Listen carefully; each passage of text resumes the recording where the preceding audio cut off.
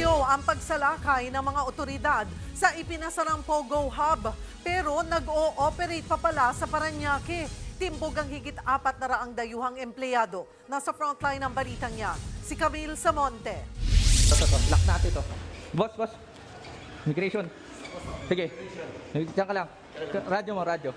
Sinuyod ng mga tauhan ng Bureau of Immigration ang isang commercial building sa Barangay Tambo sa Parañaque. Ito, marami.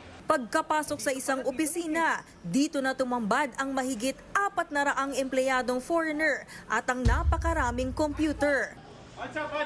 Karamihan sa mga dayuhan, pawang mga Chinese. Matagal daw na minanmanan ng BI ang kumpanya. The operations are Pogo-like. Yung typical na maraming computer terminals, ang nakita namin mga 2 floors, no? Ang maraming computers na nandun.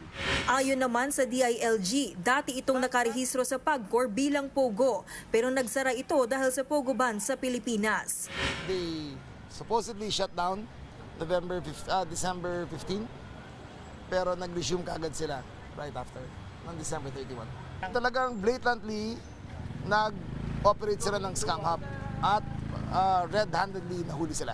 Ininspeksyon pa raw ng Parañaque LGU ang gusali noong nakarang buwan pero wala namang nakitang iligal.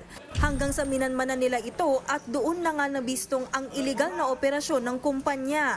Pagpapaliwanagin ang Parañaque LGU kung paano ito nakalusot sa kanila, lalo't nakatakdang mag-renew ng mga business permit ang mga negosyo ngayong buwan.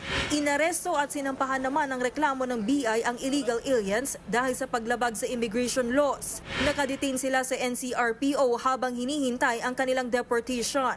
Ito ang unang malaking operasyon ng BI kasunod ng executive order ni Pangulong Bongbong Marcos ng nationwide Pogo shutdown.